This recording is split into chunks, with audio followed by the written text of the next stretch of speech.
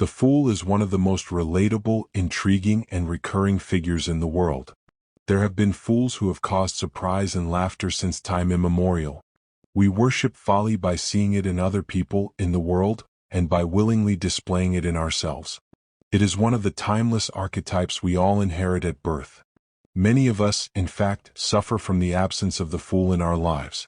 Frenetic and upright, we take ourselves far too seriously, trying so hard to conform to a world that promotes workaholism, efficiency, and productivity that we might as well be cogs in a machine. As William Shakespeare said, "All the world's a stage and all the men and women merely players." Forgetting that playfulness is a basic human need, we wonder why we so easily become bored and exhausted, losing our capacity for spontaneity, authenticity, and passion.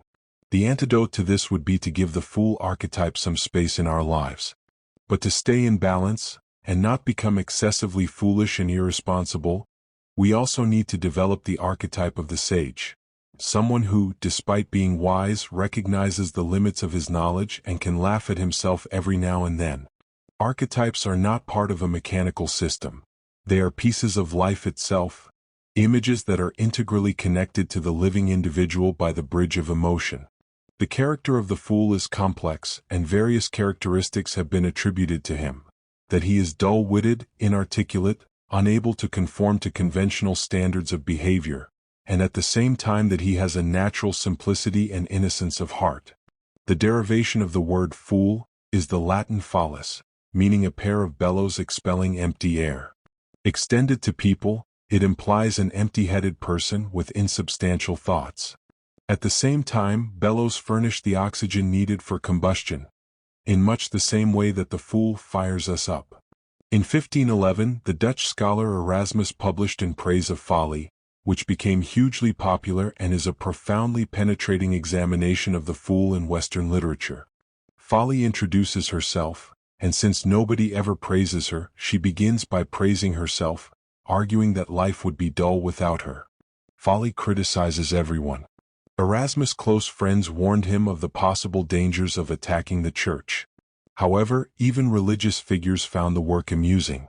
Friendship and marriage, Erasmus suggests, contain a certain amount of folly, because we tend to overlook the defects of our friends and loved ones, and consider them small vices compared to those of other people.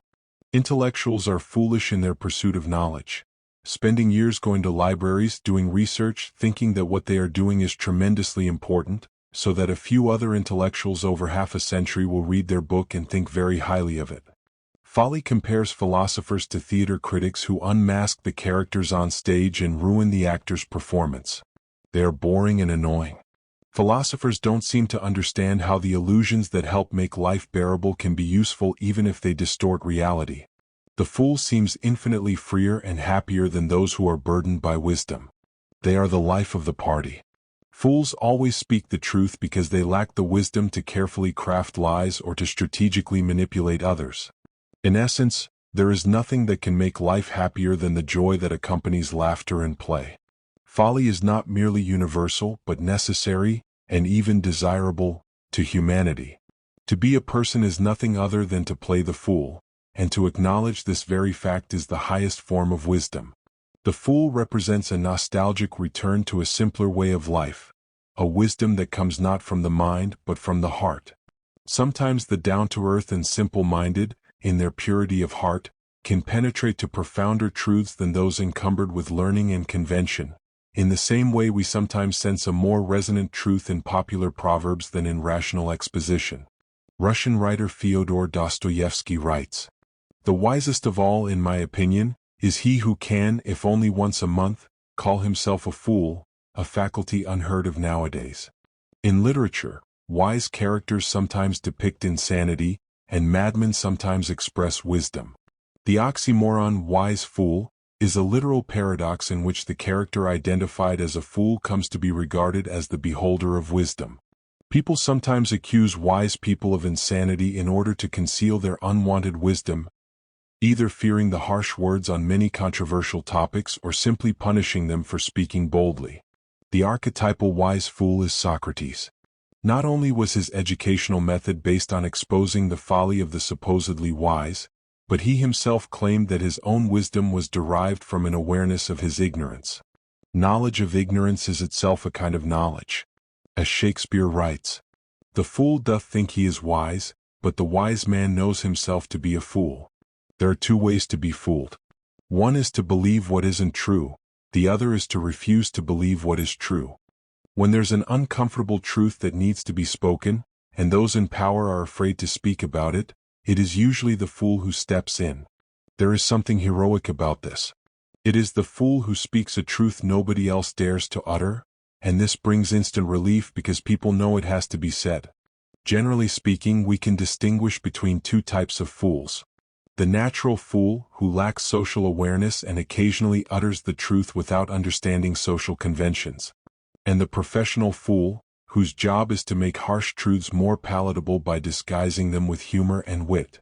One follows his heart, the other follows his mind. The greatest fools are often cleverer than the people who laugh at them. The fool is fearless in speaking the truth. In fact, the great secret of the successful fool is that he is no fool at all. As the English visionary artist William Blake writes, "If the fool would persist in his folly, he would become wise." The fool, the clown, and the trickster share similar traits. They are sources of humor, inevitably eliciting laughter and serving as catalysts for comic catharsis. However, they also express a duality, folly and non-folly, order and disorder. What may seem like a joke can in fact be a warning. Danish theologian and philosopher Søren Kierkegaard writes, "A fire broke out backstage in a theater. The clown came out to warn the public. They thought it was a joke and applauded. He repeated it. The acclaim was even greater. I think that's just how the world will come to an end, to general applause from wits who believe it's a joke." Professional fools can bring a sense of awareness to what is going on in the world, and where we are headed. Many of them, however, come from a place of tragedy. The contradictory association between comedy and mental disorders, such as depression and anxiety, is known as the sad clown paradox, where comedy acts as a defense mechanism to remove suppressed feelings of rage and aggression. People may respond with laughter to the clown, yet harbor feelings of pity, fear, or repulsion, evoking ambivalent reactions. Some people, in fact, suffer from coulrophobia, an overwhelming fear of clowns. In this day and age, clowns are a constant source of horror in books and movies. Perhaps this is because the modern clown's role is always the same, to entertain others by being the subject of laughter, and he is not always successful at it. The clown has to sacrifice his well-being by always having to put on the same face and play the same character. This one-sidedness can take its toll mentally, and the clown slowly becomes enveloped by his shadow, the dark side of his personality. The evil clown archetype is best portrayed in the Joker, one of the most recognizable villain characters in popular culture. In medieval theater, clowns would not only make spectators laugh, but sometimes also snatch them off with them into a hell mouth. The entrance of hell envisaged as the gaping mouth of a monster which terrified audiences. Thus, their light and dark sides were balanced. The fool and the trickster have a few psychological differences as well. Generally speaking, the fool is presented as an innocent or naive figure who wouldn't hurt a fly, while the trickster is intentionally deceptive and seeks to trick others and laugh at them. The trickster loves engaging in what the Germans call Schadenfreude, literally harm-joy, in which one obtains pleasure from learning or witnessing the misfortunes, failures, or humiliation of another person. A trickster may console others when they fail while secretly feeling joy. When there is an opportunity to play a trick on another person, the trickster immediately seizes it. The fool, however, is not interested in laughing at a person, but in laughing with the person, or laughing at himself. To laugh at oneself helps to break the ice, because it not only loosens one's own persona, but also helps the audience drop its social mask, allowing more genuine behavior. This courageous feat throws one into a vulnerable state, which allows others to open up and receive a message more profoundly. While the fool likes to entertain others and is usually the butt of the joke, the trickster seeks primarily to entertain himself, even if it is at the expense of others. The fool is able to maintain a sense of humor even in difficult situations, and this radiates hope to others. In a tense atmosphere, the person who is hurt may take the risk of making a joke, even if it means making a fool of himself. not just to set himself at ease, but also to bring relief to others. When a person acts like a fool through some kind of outward action, it is immediately apparent to the audience. With the trickster, it is more ambiguous. He plays the fool in order to make people fall into his trap. The trickster tricks others who never expect to be tricked. In medieval times, the court jester's job was to entertain the aristocracy in a wide variety of ways: music, storytelling, satire, comedy, juggling, and acrobatics. It was believed that keeping a fool in the premises warded off the evil eye. This is no mere antiquated superstition. It represents a psychological truth of enduring value. It is usually a good idea to place the fool out front where we can keep an eye on him. We must make room for the renegade factor in ourselves and admit him to our inner court, where he can bring us fresh ideas and new energy. Without the fool's blunt observations and playfulness, our inner landscape might become a sterile wasteland. During the Middle Ages, the Feast of Fools would be celebrated by the lower clergy on New Year's Day. To ensure society against unexpected uprisings of latent destructive urges, all conventions were temporarily suspended. The natural order of things was turned upside down, sacred rituals were parroted in obscene fashion, church authorities were ridiculed, and all underdogs were allowed to give vent to year-long repressions of hostility, lust, and rebellion. These blasphemous celebrations were eventually driven underground by the church. The fool also had an important role in the royal court and was given permission by the king to speak the truth. Both an insider and an outsider, the fool occupied a peculiar place at court as the one person able to ridicule the very person he served, in humor only, of course. Anyone who dares to challenge others or the status quo is considered a fool by those who are too afraid to speak out and would never risk their reputation by being authentic. To make his special privileges known, the fool imitated the king's crown and scepter with a cap and bells and a bauble or fool's scepter. In the manner of a ventriloquist's doll, the miniature head of the bauble could say things that the jester might not want to say himself. Because of their close relation to the king, jesters were free from punishment and allowed to speak without fear. Nevertheless, some of them went too far, and were beheaded. Fools represent values that are rejected by the group because they oppose social norms and rules. They are seen as incompetent, frequently ostracized for their rebelliousness, and thus become social misfits. However, every group must have such a figure because they are agents of change, and the liveliness of culture requires that there be space for figures whose function is to uncover and disrupt the very things that cultures are based on. Court jesters usually had some sort of physical deformity. They came from poor families and were financial burdens, but because of their unusual bodies, they were used as natural fools to create amusement. Deformities were looked upon as a special mark of the Lord, so dwarfs, hunchbacks, and the like were often chosen to be fools in royal houses. Dwarfs were particularly valued and resided in many royal courts, frequently delivered as gifts to fellow royal members. They stood next to the king, who would then appear much larger, enhancing his powerful position. These maimed ones often proved to be human beings of unusual depth and wisdom. Excluded by their physical handicaps from the activities and interests of the average person, through their loneliness and suffering they were forced to discover resources within themselves. In Shakespeare's tragedy King Lear, the king's relationship with the fool is one of friendship and dependency. When the king is left with his knights, he is a terribly lonely figure and keeps asking where the fool is. The king wants the fool to accompany him everywhere, acting as his alter ego. The fool can be expected to reverse relationships between those dominant and those subservient, as he is placed in the paradoxical position of virtual outlawry combined with utter dependence on the support of the social group to which he belongs. Shakespearean fools, like the fools and jesters of the time, use their wits to outdo people of higher social standing, but their characteristics are exaggerated for theatrical effect. The myth of Parsifal, an old Arthurian legend, describes the journey a boy must undertake to become a man. He is known as Parsifal, the young fool, and lives alone with his mother. After seeing knights pass by him, he is awestruck and decides to leave his mother in order to become a knight himself. He goes through many trials that initiate him into manhood. In the story, the Grail Castle is in serious trouble. The Fisher King, the king of the castle, has been wounded.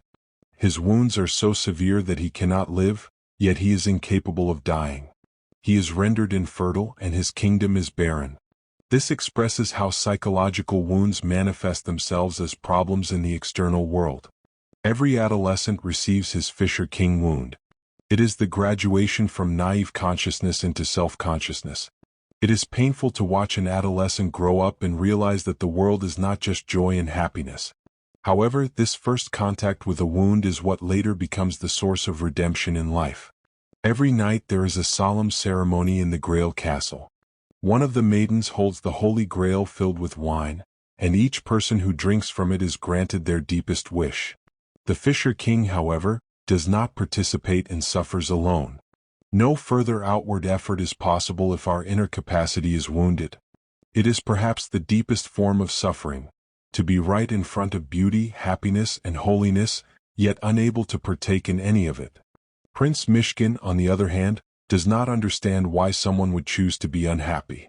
Instead of philosophizing endlessly, the prince spends considerable time with sinners, serving as their moral and spiritual guide. It is the small acts of kindness that truly matter in the world. Redemption is a key theme in the novel, to save the soul from a state of sinfulness through humility and compassion. In the most popular line of the book, Dostoevsky writes, "The prince assures us that beauty will save the world." In many fairy tales we see three brothers, the youngest being a simpleton whom everybody laughs at. But it is always this fool who becomes the hero of the story. He is the foolhardy brother who rushes in where angels fear to tread, and by doing so wins the hand of the princess and her kingdom. The fool seems to possess magical powers and has Lady Luck on his side. His spontaneous approach to life combines wisdom, madness, and folly. When he mixes these ingredients in the right proportions, the results are miraculous. But when there is one-sidedness, everything can end up in a sticky mess. One of the most beloved figures in Russian folklore is Ivan the Fool.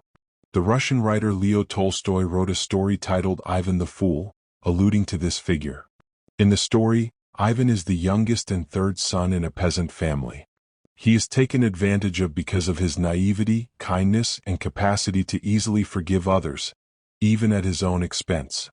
His brothers are tempted by money and military power. Ivan, however, lives a simple life. He lives on a farm, taking care of his old father and mute sister, and works in the fields. When the two brothers run out of money, they insist on getting their share of their father's wealth. The father objects because it is Ivan and his sister who have helped him. Ivan, however, agrees to his brother's demands. The old devil, seeing Ivan's generosity and the lack of conflict between the brothers, sends a little devil to each one to start a feud. The two devils succeed in tempting the brothers with greed and power, and they get into trouble. Ivan, who is stricken with illness by the devil, only works harder and overcomes all obstacles. The three little devils get together in order to defeat Ivan, but they all fail. As Ivan discovers each devil one by one, they beg for their lives and tell him they will grant him any wish if he spares them. Ivan is granted a wish and innocently utters, "God bless you," which makes them vanish. He can make gold out of leaves and soldiers out of straw, and decides to give the gold coins to the village peasants and conjure up soldiers to sing and dance. Finally, the old devil loses his patience and goes to Ivan, but is also defeated. While Ivan relies on his heart and believes in legends and mythical truths, the brothers rely on their minds and practicality. Ivan ends up marrying the Tsar's daughter. The man who has nothing receives everything. The fool becomes the hero. In tarot, the fool is commonly depicted as a man holding a white rose symbolizing innocence and purity, and a small bundle of possessions in the other hand. He is willing to sacrifice everything for the trip. He walks merrily, looking up at the sky, living in a fool's paradise, absorbed in all the great adventures that await him. At his heels, a dog tries to draw his attention because he is about to fall off a cliff. Tarot derives from the 15th century Italian illustrated playing cards known as trionfi, inspired by theatrical festivals and used for entertainment. They were later called tarocchi, from which tarot is derived, and whose root tarot translates to foolishness. Therefore, tarot is also called the fool's journey. In the 18th century, the occult practice of cartomancy rose to prominence, and mystics referred to the 78 cards as arcana. The first 22 are the major arcana, and the remaining 56, the minor arcana. The Fool has the number 0 and, in most decks, is the first of the 22 major arcana cards, the last of which is the World. In the last card there is a large laurel wreath symbolizing wholeness, within which the Fool, who is androgynous, becomes the cosmic dancer and the anima mundi, world soul. However, just as the journey towards wholeness ends, it begins anew, for it is a lifelong process. The Fool is both the beginning and the end of the journey. He is heroic because he jumps from the place of comfort into the place of the unknown. The Fool's journey is similar to the monomyth of the hero's journey, in which the hero has a call to adventure and must leave the safety and comfort of the ordinary world and enter the unknown and difficult territory of the special world. Here he must defeat his dragon, the worst fear, event, person, or long-avoided memory, and gather the gold, the treasure hard to attain. The journey is a psychological and spiritual death and rebirth, in which an old aspect of oneself dies, giving birth to a new and more capable self. Finally, the hero must return to his people in the ordinary world and share the gift acquired in the special world with others. Something with the power to heal, whether it is wisdom, love, or simply the experience of having survived the special world. The Fool is a wanderer, energetic, ubiquitous, and in many myths effectively immortal. He is the most powerful of all the tarot trumps. The Fool is always in a process of becoming, and is considered the initiation into the great mystery of life. The major arcana can be viewed as pictures representing the typical experiences encountered along the age-old path to self-realization, or what Swiss psychiatrist Carl Jung called individuation. Tarot cards can be used for amplification, a Jungian method which allows one to clarify obscure dreams, visions, drawings, or other fantasy material by turning up the volume of the images through the comparative study of mythology, religion, alchemy, fairy tales, and art. It is appropriate that the Fool has the number 0. The power of 0 is inherent in its circular form, symbolized by infinity. The ancient Egyptian symbol of the Ouroboros, or tail devourer, represents the concept of endless return and eternity, associated with the maxim, one is all, and all is one. It is the pleroma, the fullness of being, where past, present, and future exist simultaneously. As many sages have pointed out, God is an infinite sphere, the center of which is everywhere, the circumference nowhere. A circle with a dot at its center is the universal sign for the sun, source of all warmth, light, and power. This hieroglyph also stands for the world egg, from whose fertile center all creation arose and continues to arise. It is related to paradise, that blissful state of unconscious nature which humanity experienced before falling into the reality of consciousness. It is the primeval womb where we all lived once upon a time, outside space and time. The nostalgia we feel for our childhood reflects this great longing to be contained once more in the perfect circle, the original state of wholeness, where the union of opposites is attained. In Jungian psychology, the dot is the ego, the center of consciousness, and the circle is the self, the center of the entire psyche, which embraces both consciousness and the unconscious. Jung writes, "It is not I who create myself, rather I happen to myself." The imagery of the Fool, who lives on today in our playing cards disguised as the Joker, has gone through many symbolic transformations, alternating between beggar, madman, and fool. The Visconti Sforza tarot, dating from the 15th century, are believed to be the oldest surviving cards, though no complete deck has survived. Here, the Fool is depicted as a beggar or vagabond wearing ragged clothes and stockings without shoes. He carries a stick and has feathers in his hair, which may relate to the notion of the wild man.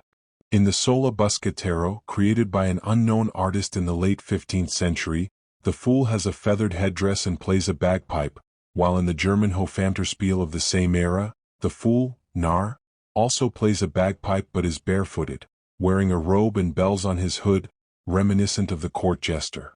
In the Montaigne Tarocchi from the same century, the Fool is portrayed as a semi-naked old man leaning on a staff, with the word misero, beggar, inscribed. In this card we see an animal trying to grab his attention. The Fool is in such close contact with his instinctual side that he does not need to look where he is going in the literal sense. His animal nature guides his steps.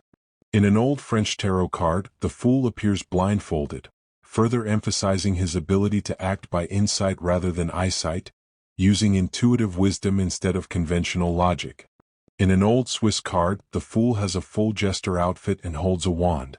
In subsequent card decks, such as the Tarot of Marseilles, popular during the 17th and 18th centuries, the Fool wears a jester hat, carries a bundle of belongings on a stick over his back, and is chased by an animal who has torn his pants, or is happily following a butterfly. Finally, we have the popular image of the Fool about to fall off a cliff used in the Rider-Waite Tarot deck published in 1909 by the Rider Company, illustrated by Pamela Colman Smith under the guidance of British poet and mystic Arthur Edward Waite, both of whom were members of the Hermetic Order of the Golden Dawn. Psychologically, the archetype of the Fool is the precursor to transformation, representing a new beginning. Nothing would start without the Fool. Inventors and geniuses, it has been said, have almost always been looked on as no better than fools at the beginning of their career, and very frequently at the end of it also. Shoshin is a Zen Buddhist concept meaning beginner's mind, opposed to closed-mindedness and the attitude of thinking oneself an expert. In the beginner's mind there are many possibilities, in the expert's there are few. Open-mindedness can lead to the cultivation of silence, which provides the necessary space for the mysterious experience of the numinous. If you cannot listen to what someone next to you is saying, you are not going to hear the voice of silence. The potential of our five senses is vast, but they are limited by our lack of refinement. Jung writes, "The soul demands your folly, not your wisdom." To embark on a journey of self-discovery is traditionally considered foolish. We are supposed to follow a linear path, education, work, marriage, and so on. When a person deviates from this path, he is seen as a fool whose adventures will amount to nothing but poverty and misery. The first step is usually the hardest and the most important. As the Chinese proverb goes, "A journey of 1,000 miles begins with a single step." The fool thinks of all the wonderful adventures that lie ahead and is less worried about making mistakes. He thinks on his feet, is energetic, and urges us to live life to the fullest, while the person who thinks too much is overcautious and remains stagnant. It is the fear of uncertainty that scares many of us to the point of paralysis. To avoid the pain of anticipation, we'd rather experience failure now and sacrifice the possibility of success. This state of rumination and overthinking creates anxiety, and we suffer more in imagination than in reality. Failure, however, can open new doors that one never imagined or expected to be open. What we think of abstractly as absolute failure may, in fact, lead to unimaginable success. As the alchemists say, in filth it will be found. What you need most is to be found where you least wish to look. The fool usually has no idea what he is getting into by starting a new journey, and does not see all the trials he has to overcome, trials that might have prevented him from going at all if he had been fully aware. The fool lives in the moment and sees reality as it is. He is not afraid of change or of exploring unknown and new territory, despite being warned of its dangers. No matter how many times he stumbles, the fool keeps going. No great person has ever gone through life without committing mistakes. In the end, it is the journey that matters, not the destination. We shall not cease from exploration, and the end of all our exploring will be to arrive where we started, and know the place for the first time. While the fool has many positive aspects, he can also be so stubborn that he does not take a moment to step back and reflect, to look where he is headed, and so he falls off a cliff. The fool stands on the edge. Sometimes our inner intuitive voice of protection becomes judgmental and self-perpetuating. It turns into the voice that tells you, "Be careful, you will make a fool of yourself." That is a dumb question. Everyone is going to laugh at you and judge you. You sound ridiculous. This is the voice of conformity and the dark side of the fool. It is the voice that causes you to dumb down and play it safe, to be content with superficial pleasures and safety, and to strive for other people's acceptance at the expense of your true desires. This happens when we are unconscious of the fool within us, which leads to jealousy, resentment, shame, and other neuroses. In his relationship to the journey towards individuation, the fool demonstrates both the initiative and the resistance inherent in his nature. He is closely tied to the archetype of eternal youth, which we all possess after growing up from childhood. This archetype can bring the energy, beauty, and creativity of childhood into adult life, or it can thwart self-realization and doom us to unrealistic adolescent fantasies, making us experience life as a prison. The fool is closely related to the child archetype. Children have less of a persona and follow their instinct rather than what others tell them to do, the Freudian superego. The child has half entered the rational world and the madman has half escaped from it, for these two are, to some extent, released from the remorseless pressure of daily events, the ceaseless impact of the external senses, which burden the rest of humankind. The fool is light-hearted and optimistic and does not take things too seriously.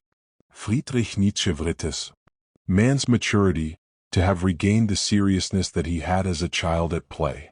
Jungian analyst Marie-Louise von Franz equates the fool with the inferior function, Jung's term for the most undeveloped aspect of the psyche, related to the four basic psychological functions: thinking, feeling, sensation, and intuition. For example, the inferior function of a predominantly thinking type would be feeling. However, the fool concerns something more than just the inferior function, for the fool is an archetypal religious figure. Von Franz writes, he implies a part of the human personality or even of humanity, which remained behind and therefore still has the original wholeness of nature. He symbolizes a specific, mainly religious, function. But in mythology, as soon as the fool appears as the fourth in a group of four people, we have a certain right to assume that he mirrors the general behavior of an inferior function. The fool hero represents the despised part of the personality, the ridiculous and unadapted part. But he is also the bridge to the unconscious, and therefore holds the secret key to the unconscious totality of an individual. The fool connects two worlds: the everyday world where we live most of the time and the world of imagination. He is the gate to the great treasure, bringing a renewal of life. It is the inferior function that leads to the healing of our Fisher King wound. The holy fool is one who is willing to risk ridicule, scorn, and rejection to follow the path of truth and love, no matter what the naysayers have to say. He possesses an integrity displayed in the courage to be himself in all circumstances, not needing to be defined by others' responses, nor becoming conformist out of fear. He is free of judging others by conventional values and is fully present to another human being. The holy fool is unstoppable and is thus one of the most threatening figures to the authorities and powers that control and rule the world. Each person is worthy of God's love, and therefore each person has the potential to grow into the full life of the Spirit. To be a fool for Christ's sake derives from the writings of St. Paul, who claims that God has made foolish the wisdom of this world. He says of unbelievers that, professing themselves to be wise, they became fools. Foolishness for Christ consists in a rejection of worldly possessions in favor of a religious and ascetic life, even if it results in humiliation and mockery from the crowd. The fool is the precursor to the Savior. Let no man deceive himself. If any man among you seemeth to be wise in this world, let him become a fool, that he may be wise. If this journey into the human psyche resonated with you, make sure to subscribe and stay for more explorations like this. Your presence helps these ideas reach those who might need them.